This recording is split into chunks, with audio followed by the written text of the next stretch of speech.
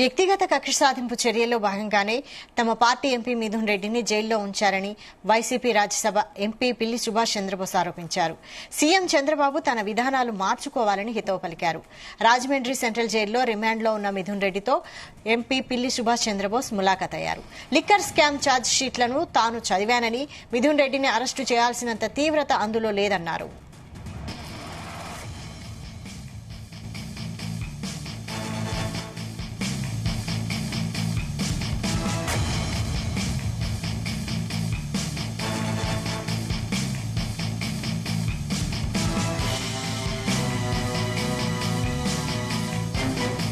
రాజమండ్రి ప్రజల్లో ఉన్నటువంటి గౌరవ పార్లమెంట్ సభ్యులు మిథున్ రెడ్డి గారిని చూడటానికి వచ్చాను. నేను రెండు రాజకీయ పార్టీల మధ్య, విభిన్న రాజకీయ పార్టీల మధ్య నాయకులకు కొంత ఫ్రిక్షన్ ఉంటుంది ఎవరికైనా.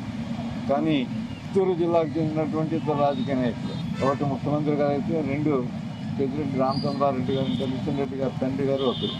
ఈ రెండింటి మధ్య సహజంగానే కొంత ఫ్రిక్షన్ ఉంటుంది. వ్యక్తిగతమైనటువంటి కక్షలో కావేశాలకి ఎక్కడ అవకాశం లేదు. అతి చిన్నదానికి కూడా ఏదో రకంగా కేసులు ఇరికించి జైల్లో పెట్టడం అనేది ఒక అలవాటుగా పరిణమించింది. ఇక్కడ మిథున్ రెడ్డి గారిని చూసుకున్నాం. మిథున్ రెడ్డి గారి మీద రోజు లేదా నెల తరబడి జైల్లో పెట్టవలసినంత అంత సీరియస్నెస్ ఏమి నాకు కనిపించలేదు. స్పెసిఫిక్ ఎలిగేషన్స్ ఎక్కడ నాకు మిథున్ రెడ్డి గారి మీద ఉన్నది కనిపించలేదు. అంటే కేవలం రాజకీయ వ్యక్తిగత విభేదాల వల్ల, వ్యక్తిగత కక్షల వల్ల ఈ అరెస్ట్ చేయడం జరిగింది మిథున్ రెడ్డి గారు. లేకపోతే ఏదో విధంగా వాళ్ళని అవమానపరచాలని, ఆ కుటుంబాన్ని పేరు ప్రతిష్ట పాడు చేయాలని చేసే ప్రయత్నం అదంత మంచిది కాదు. వ్యక్తిగత కావేశాలకి కక్షలకే పోతే ఏ రాజకీయ పార్టీ కూడా మనుగడ సాగించలేదు. దయచేసి గమనించాలి. గౌరవ ముఖ్యమంత్రి గారిని కోరుతున్నాను, మనుగడ సాగించలేదు.